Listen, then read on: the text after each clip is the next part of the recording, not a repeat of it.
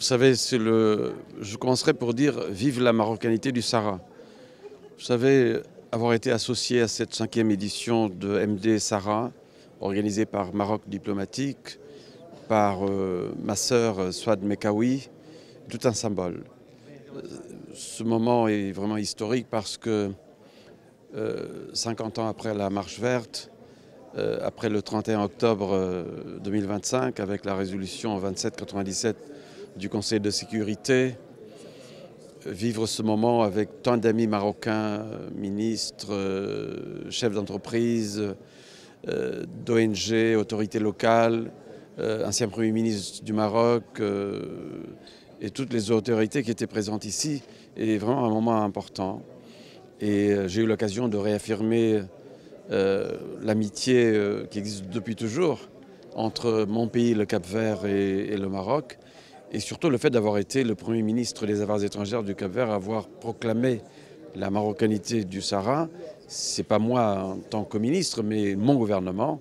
Donc j'étais là mandaté par mon gouvernement pour faire ces déclarations historiques. Et depuis, je vois que les choses ont beaucoup avancé. On a ouvert une ambassade ici à Rabat. Le Maroc a ouvert une ambassade au Cap-Vert. On a inauguré aussi le consulat général à Dakhla. Et depuis, les relations politiques et diplomatiques sont très intenses et fortes. Et je vois que le Maroc s'affirme de plus en plus dans notre continent, auprès de nos nations, de nos pays, de nos peuples, avec des projets structurants, forts.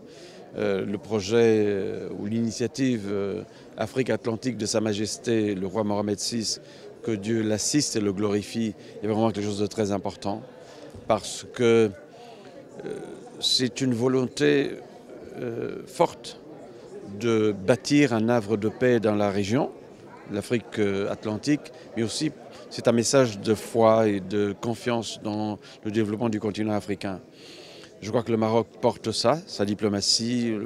Je voudrais saluer le travail extraordinaire, bien sûr, de mon ami Nasser Bourita et toute son équipe pour le Maroc, mais aussi pour l'Afrique, parce qu'il incarne cette vision royale qui est vraiment extraordinaire pour notre continent. Et je crois que c'est aussi un signal fort d'espérance pour le monde, hein, ce message de Sa Majesté concernant l'Afrique, concernant le Maroc, concernant le pays voisin, l'Algérie, la politique de la main tendue, la fraternité entre les peuples. Je crois que c'est un message fort et nous partons d'ici convaincus que le Maroc est sur la bonne voie, l'Afrique aussi. Nous devrons tous œuvrer, travailler, nous qui faisons de la politique, et faire en sorte que l'Afrique parle d'une seule voix, s'affirme dans le concert des nations ou du monde. Et je pars d'ici avec un sentiment de devoir accompli. Je vois Maroc Diplomatique, je dirais pour la 5e édition, mais surtout 50 ans après la Marche verte, on reçoit cette bonne nouvelle de la résolution 2797 des Nations Unies, qui est un message d'espoir pour le monde aussi, un message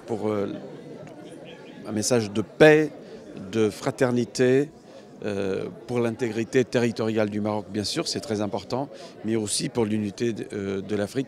C'est aussi un message fort dans un continent qui a de nombreux défis à relever, mais on part d'ici avec un message d'espoir.